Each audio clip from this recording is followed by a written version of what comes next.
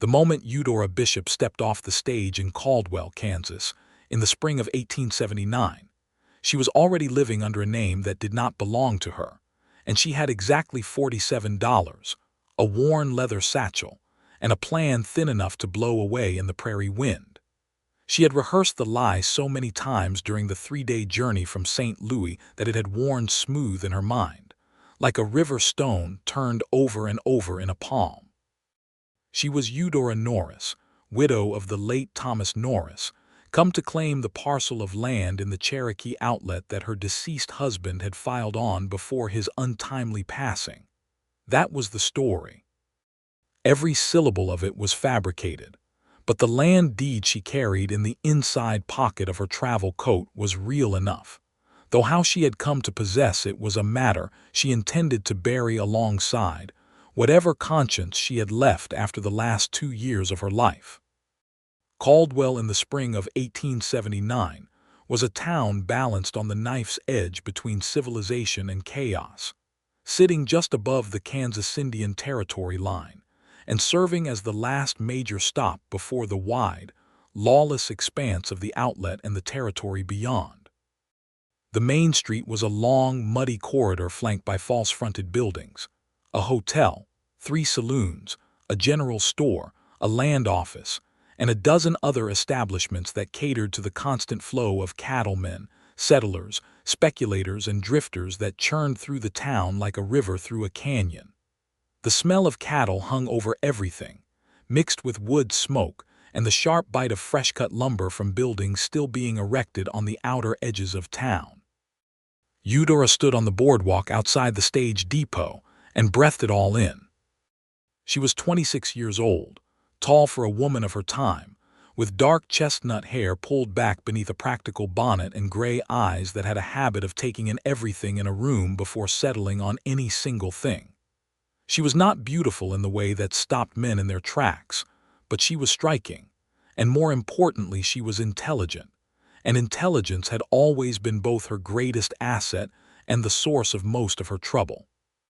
The trouble that had brought her here had begun 2 years earlier in St. Louis, when a man named Gerald Cook had promised her marriage and a respectable future, and had instead cleaned out the small savings she had built over years of working as a seamstress and disappeared west. She had spent 6 months trying to recover what was lost, working double hours, eating less, and slowly learning what she should have known before, that in 1879, a woman alone in a city had very few legitimate paths to rebuilding what a dishonest man had taken from her. The land deed had come to her through Gerald's effects, which a sheriff in Kansas City had forwarded to her, along with a terse note explaining that Gerald Cook had died in a brawl before he could make use of it.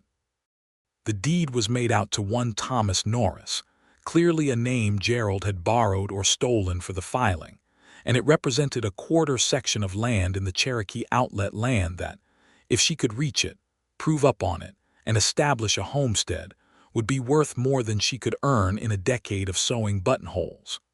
The one problem, the very significant and rather unavoidable problem, was that there was a real Thomas Norris. She had not known this when she left St. Louis. She had assumed the name was as fabricated as everything else about Gerald, a convenient fiction attached to a fraudulent deed. It was only when she arrived at the Caldwell land office that the clerk, a narrow-faced man named Perkins who wore his sleeves rolled to the elbow even in the cool April air, looked at the name on the deed, and then looked up at her with an expression that mingled surprise with something she could not immediately identify. "Eudora Norris," she said, laying the document on the counter with what she hoped was the easy confidence of a woman who had every right to stand where she was standing. "Widow of Thomas Norris. I've come to file on the land and begin the improvement process." Perkins picked up the deed and read it twice. Then he set it down and folded his hands on the counter in the careful way of a man choosing his words with more care than usual. "Ma'am," he said, "I don't know quite how to tell you this, but Thomas Norris is not dead." The floor of the land office did not actually tilt beneath her feet, but it felt as though it did. "I beg your pardon."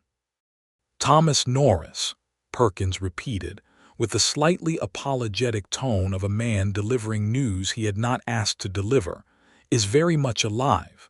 He runs a cattle operation about 12 miles southeast of here, just over the line into the outlet. He filed on that land himself in his own name, and he's been working it for going on 3 years. I know him personally. He comes into town once a month, regular as rain. Eudora looked at the deed in her hand and then at Perkins and then at the middle distance between them, and she performed the rapid internal calculation of a woman who has survived 2 years of hardship and learned to think on her feet. "I see," she said, because it was the only thing she could say that did not commit her to any particular course of action. She left the land office with the deed back in her pocket and stood on the boardwalk in the thin spring sunlight and let the full weight of her situation settle onto her shoulders. The $47 would last perhaps 2 weeks in a town like Caldwell if she was careful. The deed she carried was worth nothing if the land was already occupied and improved by its rightful owner, and the plan she had built her entire future on had just dissolved like sugar in rain. She could go back to St. Louis. That was the rational choice, the safe choice, the choice that any sensible woman with her wits about her would make. She stood there for a long moment, looking out at the wide Kansas sky stretching south toward the territory, and then she picked up her satchel and walked to the hotel and paid for a room, because she was not ready to make the rational choice just yet. She lay on the narrow bed that night and stared at the ceiling and thought about Thomas Norris, or rather, the real Thomas Norris, the man who was not dead, the man whose name she had been wearing like a borrowed coat. She thought about Gerald Cook and how he had come to have the deed. She thought about what the land might look like, 12 miles south into the territory, and she thought about what it would mean to show up there and tell the truth. In the morning, she hired a horse from the livery stable. The proprietor, a thick-armed man named Dix, charged her more than she thought was fair, but she was in no position to negotiate, and she rode south out of Caldwell on the dusty track that wound down through the scrub grass and crossed the line into the Cherokee Outlet. The land changed subtly as she rode, the flat Kansas prairie giving way to gentle rolls and draws, the grass thicker and greener down in the creek bottoms, cottonwoods and willows marking the watercourses. It was beautiful in the particular way that open land is beautiful to a person who has spent years in a city vast and uncrowded. The sky enormous overhead, the wind carrying the smell of grass and earth, and something that she had no name for but that felt like possibility, which was perhaps why the people kept coming here despite everything. She found the Norris place without too much difficulty. A man at the first homestead she passed, a thin, weathered settler who had been repairing a fence line, pointed her down a creek draw and told her to follow it until she saw the horse pasture, and then she would know she was close. The description proved accurate. She topped a low rise and looked down into a wide, well-watered valley where a solid log-end frame house sat near a line of cottonwoods, a barn and several outbuildings ranged behind it, and a pasture enclosed by good cedar post fence held perhaps 20 horses of varying quality and color. It was a better establishment than she had expected. The buildings were properly constructed and maintained, the fence line straight, the yard between the house and barn clean and orderly. Someone had planted a kitchen garden on the south side of the house, and the dark soil had been recently turned. This was not the rough camp of a bachelor rancher existing in minimal comfort. This was a home, built with intention and care, and it belonged to a man whose name she had been planning to use to take it from him. She sat on the livery horse at the top of the rise for a moment longer than she should have, because she was reconsidering the entirety of her plan, which she now recognized had never truly been a plan at all, but rather a desperate lunge in the direction of the only thing she could see from where she was standing. Then the door of the house opened, and a man came out onto the porch. He saw her immediately. The valley was open, and she was silhouetted against the sky, and there was no way to pretend she had not been sitting there studying his property. He raised a hand, not a wave exactly but an acknowledgement, And then he came down off the porch and walked toward her with the long, unhurried stride of a man entirely comfortable in the land he was crossing. Matthew Norris was 30 years old, broad through the shoulders, with dark hair that had been recently cut and a face that had been weathered by years of outdoor work to a deep, even bronze. He was not a rough-looking man. His features were well-made, a strong jaw, dark brows, eyes that proved to be a deep hazel when he came close enough for her to see them clearly. And there was a steadiness in his bearing that was not arrogance but something more fundamental, a quality of a man who knew precisely who he was and where he stood and was not troubled by either. He wore a plain work shirt and canvas trousers and boots that had been oiled recently enough that they still held a faint shine despite the dust of the yard. He came to within a respectful distance of her horse and looked up at her with an expression of polite curiosity and said, "Morning, ma'am. You look like you've been sitting up there on that rise for about 10 minutes, trying to decide whether to ride down. If there's something I can help you with, I'd save you the deliberating." It was such a direct and disarming thing to say that she laughed before she could stop herself, a short and slightly startled sound, and she saw the corner of his mouth turn upward in response. She dismounted, because it felt wrong to have the conversation she needed to have from horseback, and she led the horse down the last of the slope until she was standing in front of him on level ground. "My name is Eudora Bishop," she said. She had made the decision to use her real name somewhere on the ride down the rise, and having made it she felt an unexpected relief, as though she had been wearing something tight around her chest and had finally unfastened it. "Not Norris, Bishop, and I owe you a rather significant explanation." He looked at her steadily with those hazel eyes that did not shift or hurry. "All right," he said. "Come inside, I'll put some coffee on." It was not the response she had prepared for, and she said so. "You're not going to ask what I mean by that, about the explanation. I expect you'll tell me once we're sitting down," he said, and turned back toward the house. She tied the livery horse to the porch rail and followed him inside, and what she found in that house surprised her further. It was clean and simply furnished, a table with 4 chairs, a good cast-iron stove, shelves along one wall holding books alongside tins and tools, with the comfortable cohabitation of a man who read as naturally as he worked.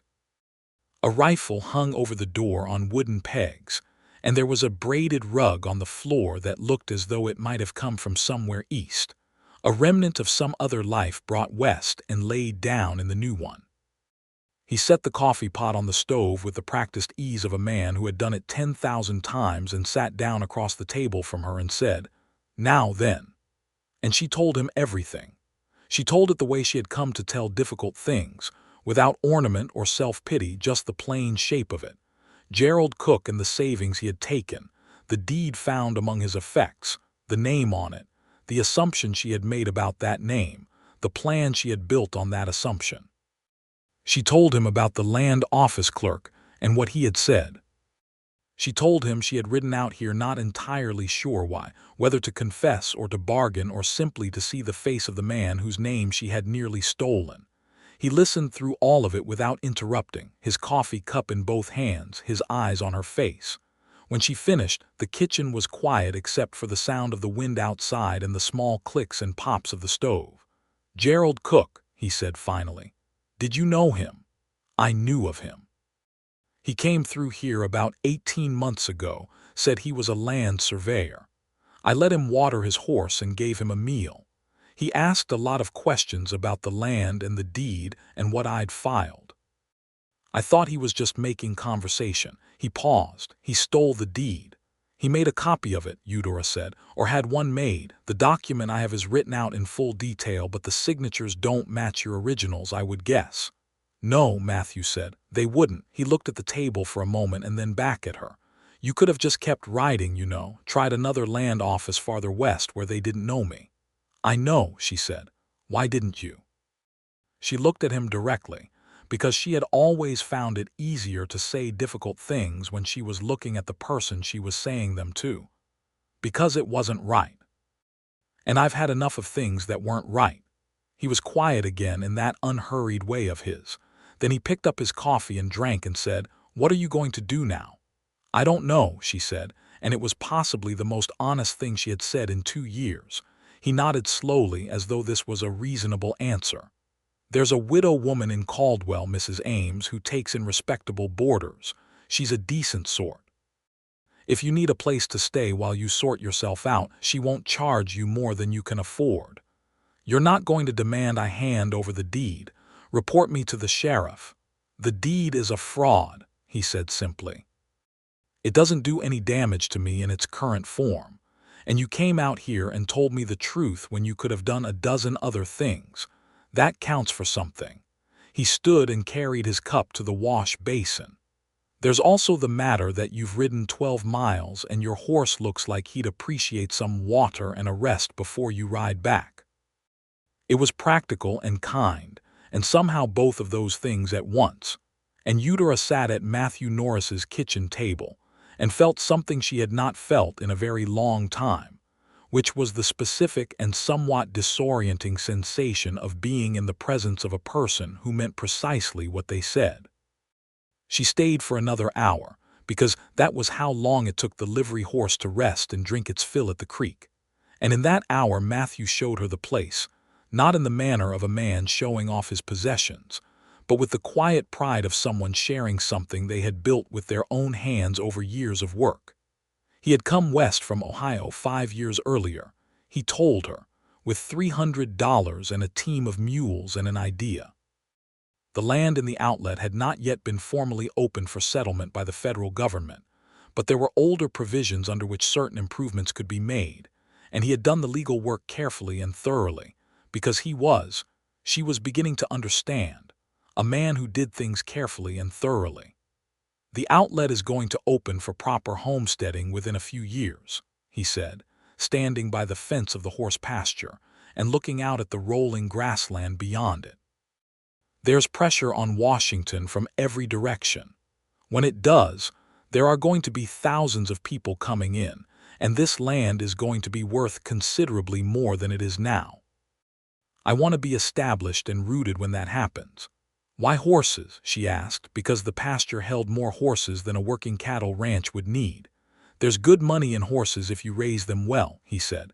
"The army buys remounts, the cattle operations need working stock, the settlers coming in need draft animals. I run a small cattle herd for income, but the horses are what I'm building toward." He paused. "Why are you interested?" "I sew," she said, "but I know horses. My father raised them in Virginia before the war." He looked at her with a new kind of attention, not forward or inappropriate, but the focused look of someone recalibrating their understanding of the person in front of them. "Virginia," he said. "A long time ago," she said, and did not elaborate, because Virginia before the war was a subject that opened into rooms she did not want to walk through today. She rode back to Caldwell in the afternoon, following the track north through the greening prairie, and she thought about Matthew Norris the whole 12 miles. Not in the way she had thought about men before, with the cautious, calculating assessment of someone who had learned to be careful. Something more straightforward than that, something closer to simple interest, the interest of someone who has unexpectedly encountered a person they would like to know better, and who is sufficiently surprised by this to spend some time examining the feeling. She found Mrs. Ames's boarding house without difficulty, because in a town like Caldwell everyone could direct you to everything in about 20 words or fewer, and the widow Ames proved to be exactly as Matthew had described her. A stout, sharp-eyed woman of perhaps 55 who took in 3 female boarders at a time, charged $1 a week for room and 2 meals, and ran her establishment with the calm authority of a person who had long since stopped being surprised by anything. Eudora took the room and paid a week in advance, and spent the remainder of the afternoon sitting on the small iron bed working through her situation with the clear-eyed practicality that had always served her better than panic. She had no valid claim on any land. She had a fraudulent deed that the man whose name was on it had shown no interest in pursuing through legal channels. She had perhaps $35 remaining. She had a sewing kit and 12 years of skilled seamstress work, and a knowledge of horses that she had not thought about in a very long time. What she did not have was a plan. But for the first time since she had arrived in Caldwell, this felt like a temporary condition rather than a permanent one. Over the following days, she began to find her footing in the town. Mrs. Ames, who had the comprehensive local knowledge common to all boarding house keepers, connected her with a dressmaker 2 streets over who needed an experienced hand and was willing to pay fair wages for skilled work. Eudora threw herself into the job with a focus that had more to do with keeping her mind occupied than with the modest income it produced. She sewed and thought, and in the evening sat on the porch of the boarding house and watched the late spring light go gold across the Kansas plain, and tried to decide what she was going to build here, if she was going to stay. She did not see Matthew Norris for 11 days. On the 12th day, a Wednesday, he came into town for his monthly supplies, and she encountered him coming out of the general store with his arms full of parcels while she was walking in the same direction for entirely unrelated reasons. He stopped when he saw her, and the particular way he stopped, not with the slight wariness of a man who had found an unexpected problem returning to complicate his life, but with the ease of a man who was genuinely pleased to see someone, told her something she filed away carefully. "Mrs. Bishop," he said, "you stayed." "Miss Bishop," she corrected, because she was done with borrowed names.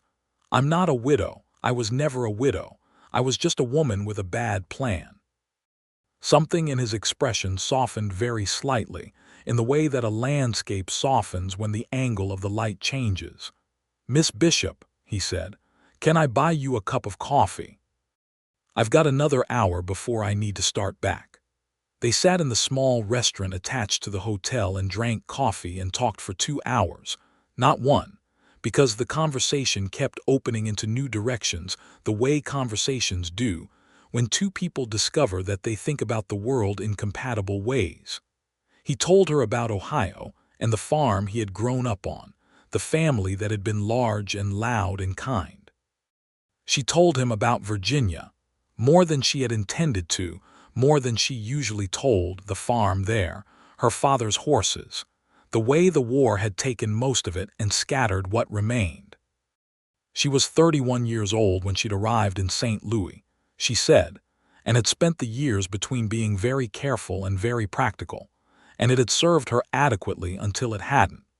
He listened the way he did everything, with complete attention, and without the slight competitive impatience that characterized most conversations she had with men, the inclination to redirect the story toward themselves at the first available opportunity. When she finished talking about Gerald Cook, he was quiet for a moment and then said, "He's dead now, you said." "Yes." "Then he's answered for it somewhere," Matthew said, with the simple finality of a man who believed in a certain order of things and did not feel the need to elaborate on it. She did not agree or disagree, because she had more complicated feelings about whether the universe maintained any particular order, but she appreciated the sentiment. When they parted on the boardwalk outside the restaurant, he held his hat in his hands and said, "I could use some help with the horses come June when the army buyers come through. Someone who knows horses and can help me present them properly. I pay fair wages." She looked at him steadily. "Is that a proper offer of employment?" "It is," he said, without any deflection or qualification. "Then I'll think about it," she said, and watched him walk back to his wagon and thought about it for exactly 4 days before sending a note to his post box at the general store that said she would accept the position and would arrive on the 1st of June if the arrangement still suited him. His reply came 3 days later, a single sheet of paper in a hand that was clear and unaffected, saying it suited him very well and that there was a small outbuilding behind the barn that could be made into decent quarters if she preferred not to ride back to Caldwell each evening. She arrived on the 1st of June with her satchel and her sewing kit, because old habits of self-sufficiency do not easily relinquish, and Matthew had indeed made the outbuilding into decent quarters. A small but clean room with a proper window and a good iron stove, and a bed that was marginally better than the one at Mrs. Ames's. The work itself was absorbing in a way that surprised her, though it probably should not have. She had grown up around horses, and it turned out that the knowledge did not leave a person even after years of city living. The way to move around them, the particular quality of attention they required, the way a well-made horse carried itself that told you about the breeding and the training and the care. Matthew's horses were good animals, well selected and carefully worked, and watching him with them told her things about him that conversation had only suggested. He was patient with them in the way that some people are patient with children, not permissive but genuinely unhurried, willing to take the time that the animal needed without resentment or frustration. He expected a great deal from them and was very fair about it, and the horses moved for him with the willing engagement of animals that trusted the person asking. They fell into a working rhythm quickly, the kind that develops between people who are well matched for a shared task. She would work with the younger horses in the mornings, the ones still being gentled to the varied demands they would face as working animals, while he handled the more advanced work with the mature horses. In the afternoons they would often work together, going through the herd, discussing individual animals, making assessments about which ones were ready for the army presentation and which needed more time. The conversations expanded from horses to everything else, the way conversations do when two people are working side by side for hours at a time in the open air, with their hands occupied and their minds free to wander. She learned that he had been briefly married 4 years earlier to a woman named Clara who had come out with him from Ohio with the best intentions, but had found the isolation of the territory genuinely intolerable rather than merely challenging, and had gone back east after 18 months, and that the parting had been sad and difficult and honest, and that he held no bitterness about it. She told him about the years in St. Louis in more detail than she had before, the slow grinding work of maintaining a respectable life on a seamstress's wages, the particular loneliness of being an educated woman in a city that offered her no path to using her education, and how Gerald Cook had appeared in that landscape like a door that turned out to lead nowhere. "I wasn't naive," she said one evening when they were sitting on the porch after supper, the sun going down enormous and orange over the western grassland. "That's what I keep coming back to. I wasn't a girl with stars in her eyes. I was a 34-year-old woman who had been managing her own affairs for years, and I still let it happen. Experienced people get fooled by clever lies," he said. "That's not a reflection on your judgment, it's a reflection on his character." She looked at him. "You are an unusually direct person, do you know that?" "I've been told," he said, with the slight curve of his mouth that she had come to recognize as his version of a more expansive smile. "I mean it as a compliment. I took it as one." The Army buyers came in the middle of June. 2 officers from Fort Reno who drove up from the territory with a sergeant and a string of empty remount halters, and the slightly jaded air of men who had looked at a great many horses and been disappointed by most of them. Matthew met them at the gate with the steady confidence of a man who knew what he had to sell and was not anxious about anyone seeing it, and Eudora stood back and watched the first exchanges with a practiced eye before stepping forward. When one of the officers began inspecting a bay gelding she knew was being under-evaluated. "His stride is longer than you'd think from the standing conformation," she said, addressing the officer directly, and Matthew did not visibly react to her stepping in, but she saw the slight adjustment of his posture that indicated approval. "He's also been worked on rough ground over that draw to the south, so his feet are excellent. Ask your sergeant to trot him out."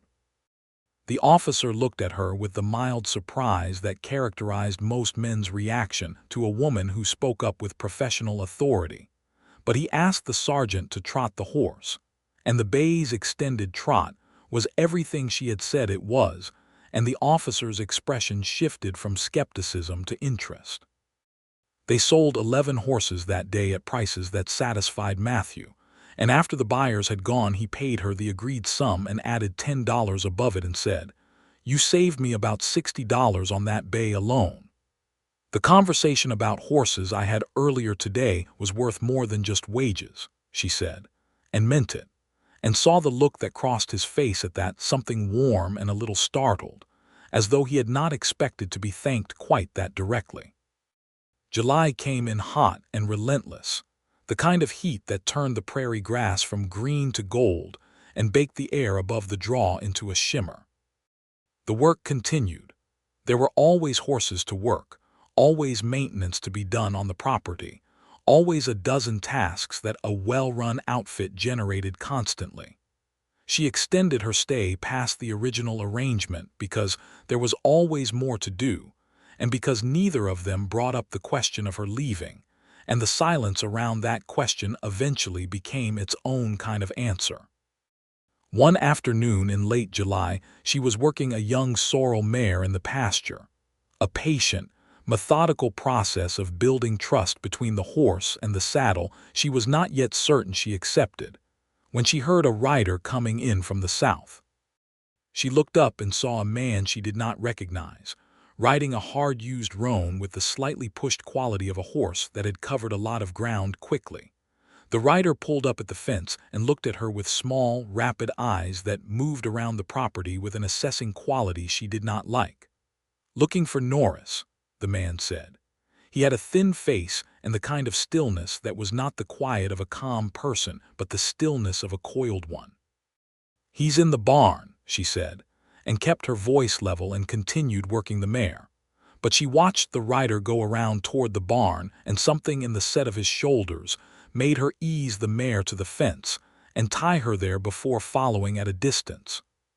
She came around the corner of the barn in time to hear the man say something about a debt in Matthew's voice, very even and without alarm, but with an underlying tone she had not heard from him before, not fear but a controlled tension, the voice of a man managing a situation carefully. She came into the barn doorway and stood there, and the rider glanced at her, and then back at Matthew. "This is between you and me," the rider said. "Then there's nothing between us," Matthew said, "because I don't owe you or Dillard anything. The deal Dillard made with my brother was his business, not mine, and I've said that in writing twice." The rider worked something in his jaw that might have been tobacco or might have been anger. "Dillard doesn't see it that way. Dillard can ride up here himself and tell me that," Matthew said, "instead of sending a messenger boy." The rider's eyes went narrow and cold, and he looked for a moment like a man making a decision, and then he looked at Eudora standing in the doorway and apparently decided the arithmetic of the situation did not favor him, and he turned the roan and rode out without another word. After he was gone, the barn was very quiet for a moment. Then Matthew set down the tool he had been holding and said, "Sorry about that." "What does Dillard want?" she asked. He looked at her for a moment with an expression that was weighing something, and then he told her.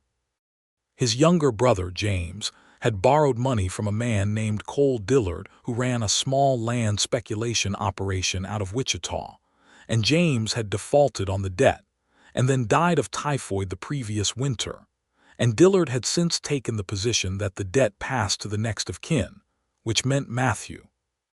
Which was not how debts worked under any legal standard, but which was how Dillard chose to operate in the spaces between what the law technically required and what a person could be pressured into.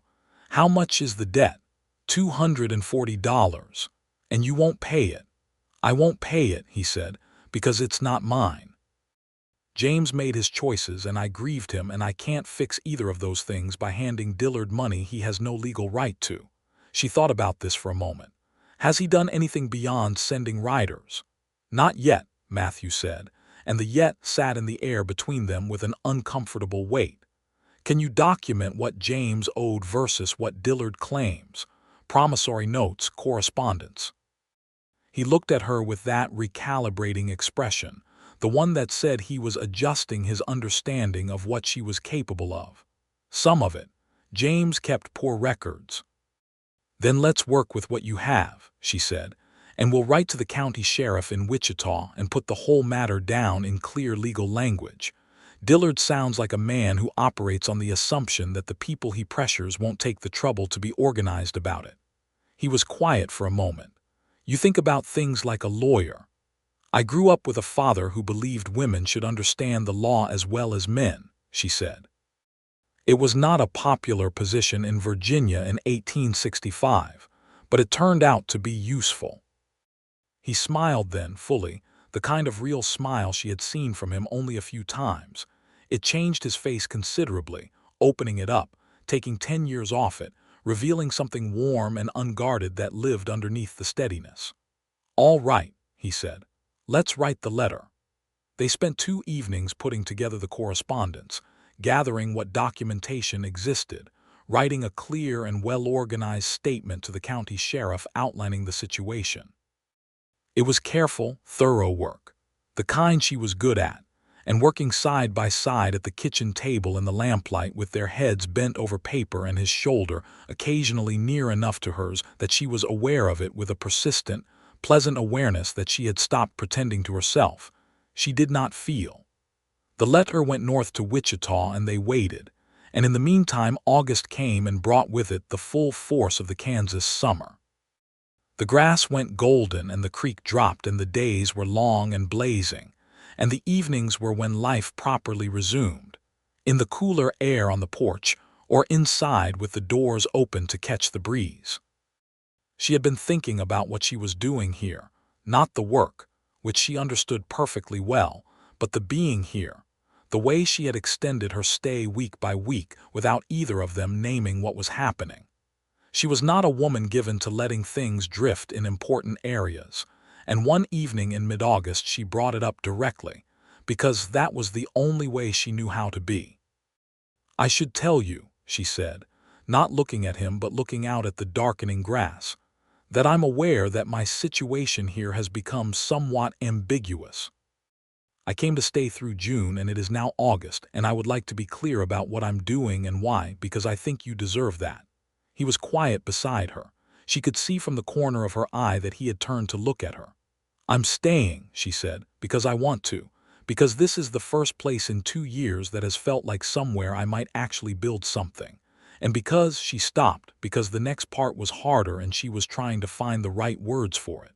"Because," he said very quietly, "because you are the most honest person I have met in a very long time," she said, "and I have found that I value that more than almost anything. And I am trying to be equally honest with you, which means telling you that I am not certain what I want exactly, but I know that whatever it is involves staying, and I thought you should know that." The silence after this was longer than she was entirely comfortable with.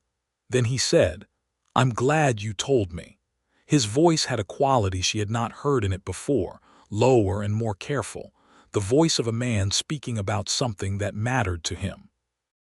"Because I've been aware for some time that this situation had become something other than a simple employment arrangement, and I didn't know how to say it without being presumptuous." She turned to look at him then, and he was looking at her steadily with those hazel eyes in the last of the evening light, and what she saw there was clear and unambiguous. "You are never presumptuous," she said. "It is one of the things about you that occasionally drives me to distraction." He laughed at that, a real laugh, and she laughed too, and the tension that had been building broke cleanly, like a thunderstorm that finally arrives and clears the air. He reached over and took her hand, not dramatically but with the same deliberate care he brought to everything, and held it there on the porch railing in the warm August evening, and they sat like that for a long time without speaking, because there was nothing that needed to be said that the silence was not saying better. The reply from the Wichita sheriff came 3 weeks later, a letter that addressed the situation with the blunt efficiency of a law official who had encountered Cole Dillard's methods before and was not inclined to endorse them.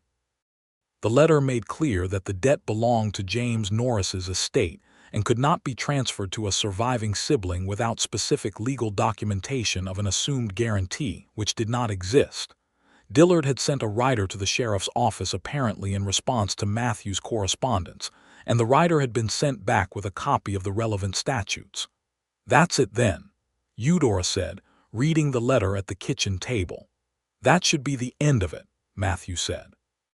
He was looking at the letter over her shoulder, standing close enough that she was keenly aware of him, and she looked up and his face was very near hers, and for a moment neither of them moved. Then he stepped back unhurried and said, "I want to ask you something." "Ask," she said. "I want to ask properly," he said, "which means I need a day or two to do it right, so I'm asking you to be patient with me." She looked at him for a long moment and felt something warm move through her chest, something that had been building for months and that she recognized now clearly and without any of the caution she had wrapped around it before. "All right," she said. "I can manage that." The 2 days passed and she did not press him, and he did not rush himself. And on the third morning she came out to the porch and found a small bunch of wildflowers on the step, not a dramatic arrangement, just the prairie flowers that grew along the creek, drawn, cut, and tied with a strip of leather. And she stood looking at them for a moment before he came around from the barn, hat in his hands, and stood in front of her in the morning light and said what he had to say. "Eudora," he said, and the way he said her name, just her first name, her real name, not any borrowed version of it, was enough to tell her the full weight of what he was about to say. "I know your situation here is complicated, and I know you came to this territory chasing one thing and found something very different than what you expected. I'm not asking you to settle. I'm asking you because you are the most remarkable person I've met in a very long time, and because this place is better with you in it, and because—" He paused, and she saw in his face the slight vulnerability of a man who has gone to the edge of his usual composure and is choosing to stay there rather than retreat. "Because I would very much like to spend the rest of my life in a situation where you tell me I'm driving you to distraction." She stood on the porch with the wildflowers in her hands and looked at Matthew Norris and thought about the name she had ridden south with, the name that had not belonged to her, and thought about how she had told him the truth instead of using it, and how every good thing that had followed had come from that single decision to be honest when she could have been clever. "Yes," she said simply. "Matthew, yes." He crossed the last 2 steps between them and put his arms around her and held her there in the September morning light, and she put her forehead against his shoulder and held him back, and neither of them said anything because nothing more needed to be said. They were married in Caldwell in October of 1879, in the small frame church on the north end of town, on a morning that was bright and sharp with early autumn cold, the sky an intense and cloudless blue above the prairie. Mrs. Ames attended, and Dix from the livery stable, who had taken it upon himself to be invested in the outcome of things since Eudora had bargained him down on the original horse hire in the spring, and he had respected her for it ever since. The Reverend, a patient man named Holloway who had seen many frontier marriages and conducted each one with equal sincerity, read the service while outside the church windows the Kansas wind moved through the tall grass in long, speaking waves. Eudora wore a dress she had made herself, because that was what she did, in a deep blue wool that was practical enough for the season and fine enough for the occasion, and she carried the creek wildflowers that Matthew had cut that morning, a seasonal cousin to the bunch he had left on the step in September. He wore his good coat and had his hair cut the day before and stood at the front of the church with the contained and genuine happiness of a man who is not surprised to be happy, but is grateful for it. When the Reverend said the words and they exchanged the vows and Matthew put the plain gold band on her finger, she felt the strangeness of it, the rightness of it, the way she was now, legally and properly, Eudora Norris, a name that did belong to her, a name that was hers now in the realest possible sense, given freely by the man who had always owned it. After the ceremony, standing outside the church while Mrs. Ames fussed with the pinned hem of her dress and Dix congratulated Matthew with a vigorous handshake, Eudora thought about this, and when Matthew came to her side and she took his arm, she said quietly so only he could hear, "I came here to claim a name that wasn't mine." "I know," he said, "and you told me to keep it anyway." He looked at her, and the expression on his face was one she would remember clearly for the rest of her life, warm and cert and entirely without reservation. "It's yours," he said simply. It always was, from the morning you sat up on that rise trying to decide whether to ride down and tell me the truth." She leaned against his arm and looked out at the wide Kansas sky, and felt, for the first time since before Gerald Cook in St. Louis, and all the careful, grinding years before, completely and unreservedly at home. They rode south to the property that afternoon, because there was always work to return to, and because the property was home now, and they were both people who preferred a working life to a ceremonial one. The autumn light on the prairie was extraordinary, low and golden, painting the grass in shades of amber and copper and red that made the landscape look like something out of a painting. And they rode side by side on the track south into the outlet and talked about the horses and the coming winter and the work to be done, and occasionally about nothing at all, and it was exactly right. The winter of 1879 to 1880 was hard in the way that Kansas winters could be hard, the kind of cold that came down off the plains with nothing to stop it for 1,000 miles, the creek freezing solid in the draws, and the snow lying for weeks without thawing. They worked through it together, keeping the stock fed and watered, maintaining the buildings, sitting in the warm kitchen in the evenings with the lamp burning, and the stove drawing well and the wind throwing itself against the walls outside while they read and talked and planned. They talked about the future constantly during those winter months, in the specific and grounded way that people talk about the future when they are building it rather than dreaming about it. The Cherokee Outlet, as Matthew had predicted, was under increasing pressure from homesteaders and land interests, and Washington was being pushed hard toward opening it formally. When that happened, the land they held would become even more valuable, and the horse operation, already growing steadily, would find a much larger market. She had kept up the sewing work because she liked it, and because the income was useful, taking commissions from women in Caldwell who had learned she did fine work.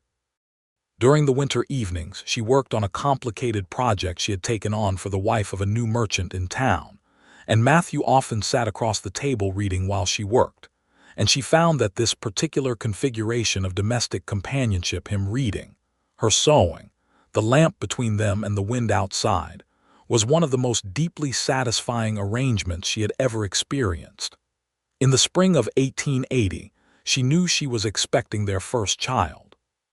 She told Matthew on a bright March morning while they were walking the fence line of the south pasture checking for winter damage, and his reaction was everything she could have hoped for, not performed happiness but the real kind, immediate and uncomplicated, the happiness of a man who wants exactly what is coming. "A family," he said, and the word had a weight in his voice that was not solemnity but depth, the weight of something that matters. "Eventually," she said, "there will be considerably more noise and chaos on this property." "I'll manage," he said. She looked at him sideways. "You say that now." He took her hand, there in the spring pasture with the new grass coming up around their boots, and held it tightly, and said, "I'll manage because you'll be here, and you have managed considerably more difficult things than a noisy house." Their first child, a boy they named James Thomas Norris for Matthew's brother, gone too soon, and for the fraud of a name that had brought his mother south into the territory, and into his father's life, was born in November of 1880, in the house by the Cottonwood Creek, in a fierce early winter that blew snow against the windows while Eudora labored with the help of Mrs. Ames, who had come out from Caldwell 3 days prior on the sensible assumption that first babies arrived in their own time without consultation. He was a sturdy, loud, immediately opinionated infant who announced his presence in the world with considerable energy, and did not stop announcing it for several months. Eudora took to motherhood with the same focused, practical intelligence she brought to everything else, and Matthew proved to be exactly the father she had believed he would be, present and steady, and willing to get up at 2 in the morning with a screaming baby, without any drama about it. "You told me you'd manage," she said one such morning, sitting up in the lamplight watching him walk the baby around the kitchen in his shirt sleeves. "I'm managing," he said, with perfect calm, though James was producing a sound that could reasonably be described as impressive for someone so small. "You are," she agreed, and loved him considerably in that moment. The years that followed were not easy in the way that nothing in the territory was easy, but they were full and rich and purposeful in a way that Eudora had stopped believing was available to her during those grinding years in St. Louis. The horse operation grew steadily. Matthew's careful selection and training, her ability to evaluate and present the animals to buyers, their combined understanding of the market and what it needed made them a genuinely effective partnership in business as well as in the rest of life. The Cherokee Outlet continued to draw settlers and speculators and all manner of people passing through, and Caldwell remained the volatile, energetic gateway to the territory that it had been when she arrived. There were rough elements in the town and in the territory. There always were in places where law and order were still being negotiated rather than established. And there was occasional trouble, the kind that came with disputed land boundaries and cattle that crossed fences, and the various tensions that resulted from a lot of different kinds of people competing for the same limited resources in a place that was only beginning to have the institutional framework to manage those competitions. In 1882, the question of Indian land rights in the territory came sharply into focus in ways that affected everyone in the outlet. The Cherokee Strip, as the outlet was often called, was technically Cherokee land held in trust, and the increasing pressure from white settlers created injustices that were real and significant, and that Matthew spoke about with a directness that Eudora respected. There were Cherokee families who had been on some of this land far longer than any of the settler operations, and the negotiations being conducted in Washington over land access and payment were not conducted with anything approaching fairness. "What's happening to the Cherokee in this negotiation is wrong," Matthew said one evening, reading a newspaper account of the latest Washington proceedings. "The price being offered for the outlet is a fraction of what it's worth, and the people making the decision are the ones who stand to profit from it."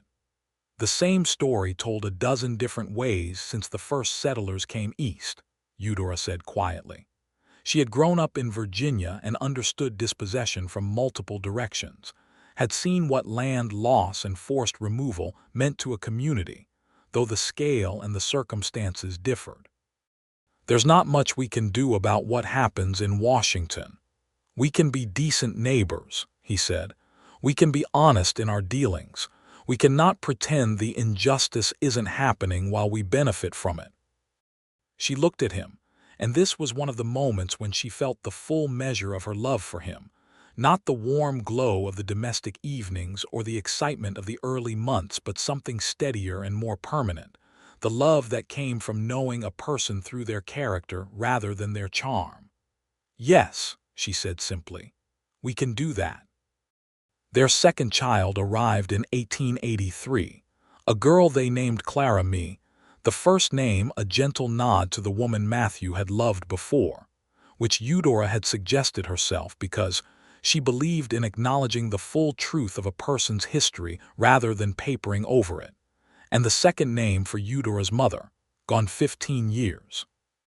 Clara proved to be the temperamental opposite of James, quiet where he was loud, careful where he was impulsive, with her father's steady hazel eyes and her mother's habit of taking in everything in a room before settling on any particular thing. Life on the Norris property in these years had a texture and fullness that Eudora sometimes paused to examine with a kind of wondering attention, not because she could not believe it was real, but because she wanted to be present in it, wanted to actually feel the weight and warmth of it rather than move through it on the way to the next thing.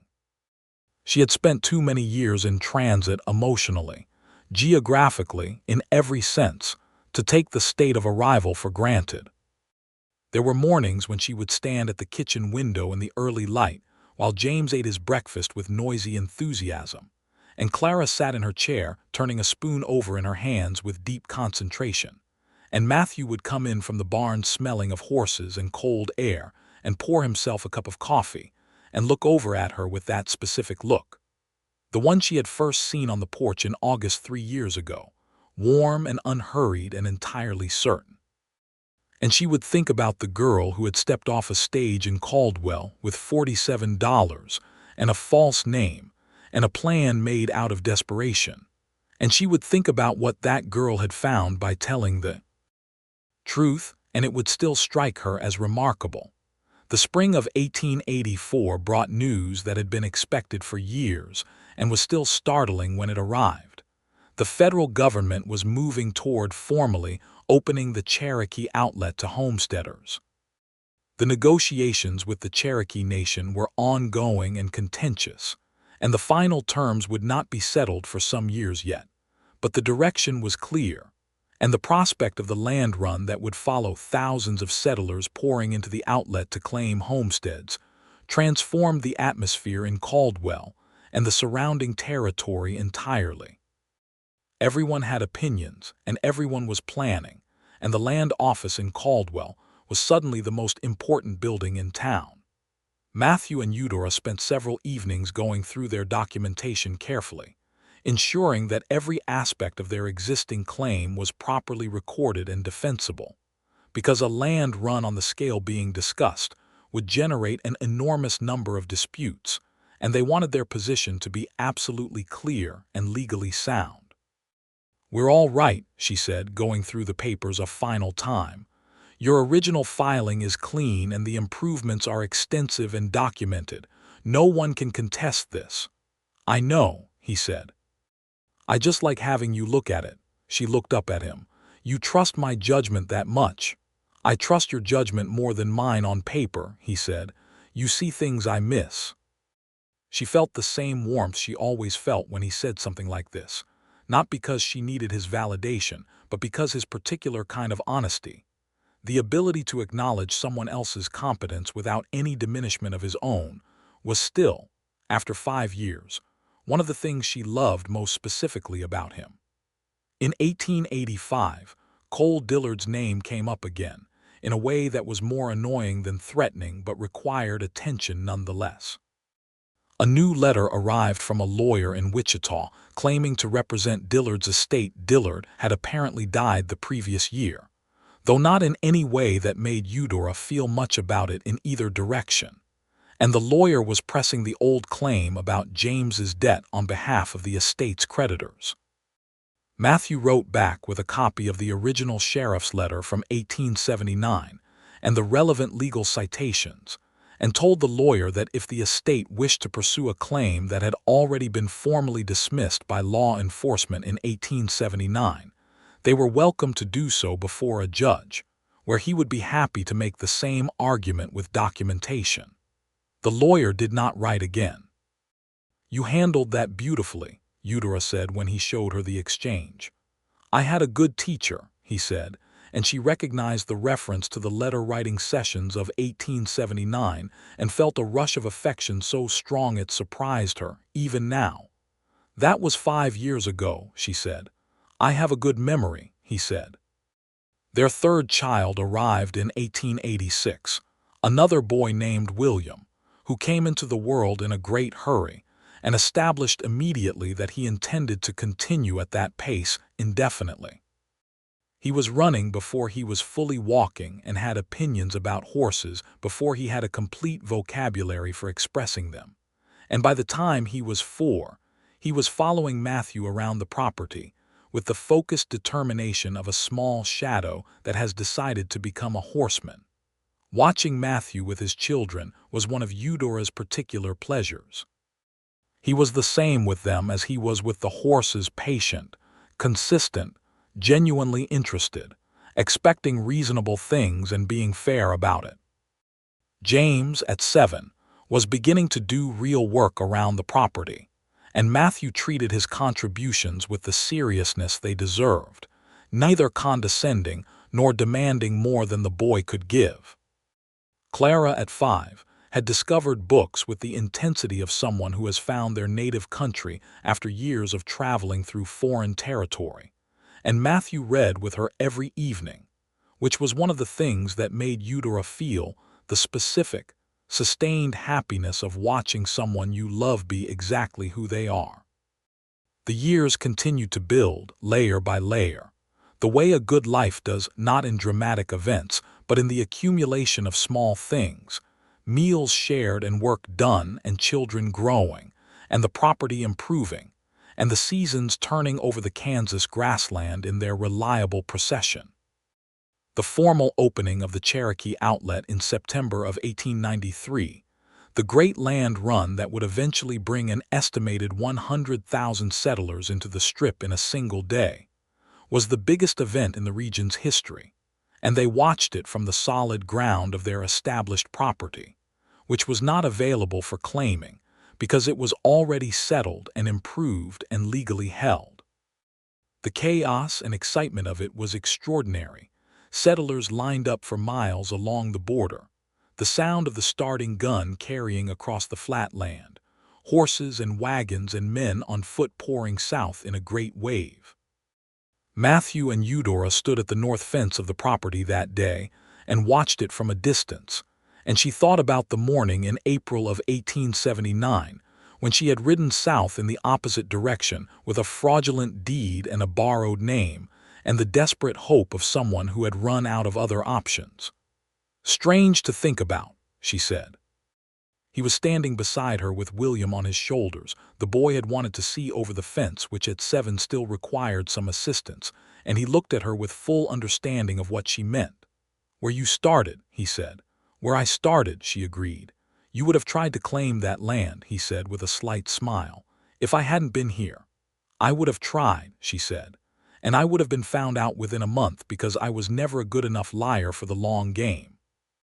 "You were honest enough to ride down that rise and tell the truth to a stranger," he said. "I don't think you were a liar at all. I think you were a person who had run out of honest options and was trying the only door she could find." She looked at him, and this was one of those moments that accumulated in a life, the moments that a person reaches for when they need to remember what they have, his face in the September light, William on his shoulders pointing at the distant cloud of dust from the land run, and asking loud questions about horses, the sound of James and Clara somewhere behind them working on whatever project had claimed their afternoon, the solid ground of the property they had built together under her feet. "I found a better door," she said. "You did," he said. They stood there together for a long time, watching the great rush of settlers pour into the open territory, and Eudora Norris, née Bishop, born in Virginia, formerly of St. Louis, late of a stage in Caldwell with $47 and a name that was not hers, thought about all the ways a life could turn, all the pivots and chances and moments of choice that accumulated into a person's history, and felt nothing but gratitude for the one that had turned her south down a creek draw in the Cherokee Outlet, toward the steady, honest man who had told her to keep a name, and had given her everything that came with it. In the years that followed the great land run, Caldwell began the slow change from wild frontier gateway to something more settled, the edge coming off the wildness as the territory filled in with homesteads, and the law became more present and reliable. The Norris property grew with the territory, the horse operation expanding to serve the new settlers who needed good working stock, and Matthew and Eudora were well regarded in the community of landholders in the outlet, known for fair dealing and good horses, and for having been there long enough to know the land and the people. James, at 15, was fully capable of managing the horse operation for a week at a time when Matthew was away on buying trips, which Matthew increasingly entrusted to him, with the kind of professional confidence that made the boy stand 3 inches taller. Clara had progressed far past the books available locally, and Eudora had taken to writing to a bookseller in Kansas City on her behalf, a running correspondence that kept the house supplied with novels and histories, and the scientific texts that Clara had developed a passionate interest in, following some private intellectual path of her own that her parents watched with fascinated attention. William, meanwhile, had attached himself to horses with a singular devotion that occasionally worried and more often simply amused them, spending every available hour in the pasture or barn, speaking to the animals in the low, continuous murmur that Matthew had taught him, and that they responded to with the same easy trust that Matthew's horses had always shown. On a quiet evening in the autumn of 1895, 14 years after that morning on the porch when he had put wildflowers on the step and come around the corner of the barn with his hat in his hands, Matthew and Eudora sat on the porch of the house while the last of the light went out of the western sky and the first stars appeared over the dark curve of the prairie. The children were inside. James was reading. Clara was writing a letter to a teacher in Kansas City who had taken an interest in her questions about medicine. William had gone to bed early after an afternoon of particularly vigorous horsework. The house behind them was warm and the smells of supper still hung in the cool evening air. "I was thinking today," Eudora said, watching the stars appear, "about Mrs. Ames." "She passed 3 years ago," Matthew said. "I know. I was thinking about what she said to me the second morning I was there. She said, 'Whatever brought you to Caldwell, Miss Bishop, I hope you find what you're looking for.' And I told her I wasn't entirely sure what I was looking for." "And now," he said. She turned to look at him. This man she had been married to for 16 years, who wore the years well the same steady eyes, the same quality of unhurried attention. The lines of the weather and the work deepened in his face now, but in the way that deepens rather than diminishes. She thought about the name she carried, the name that had been the center of a small fraud and then the center of a real life, the name her children carried and would carry forward, the name that was hers in the fullest and most complete sense of the word. "I found it," she said simply. He reached over and took her hand, the same way he had on the porch the first time, deliberate and unhurried, and held it there in the cool autumn evening. "So did I," he said. They sat like that as the stars came out over the territory, covering the wide black sky with the ancient and uncountable light that had shone over this land long before it had any name that the people coming through assigned to it. And it shone on the Norris property, and the creek and the horse pasture, and the good log-end frame house by the cottonwoods. And it shone on the porch where two people sat together in the specific contentment of a life that has been honestly built and honestly lived. In the years that came after that, the good years continued. There are always difficulties in any life, always seasons of hardship and loss, and theirs had those too, but the foundation was sound, and the life they had built on it held. James eventually married a sensible and good-humored young woman named Helen who grew up on a neighboring property, and who understood horses nearly as well as William. And they built their own house on the South 40 of the Norris land, which Matthew deeded to them as a wedding gift. Clara went to Kansas City to study, and then further east than that, following the medicine she had been reading about since childhood, and they received her letters from great distances with the particular pride of parents who have raised a child to become exactly and fully themselves. William, at 20, was running the horse operation with a skill that exceeded Matthew's original projections for him, bringing in his own ideas and methods that pushed the quality of the Norris remounts to a level that had army buyers coming from 3 different posts to the annual sales. He was quiet and serious and completely himself, and in the spring of 1906 he came to his parents and told them he had asked permission to court the daughter of a Cherokee rancher named Standing Water who ran cattle on land south of the property.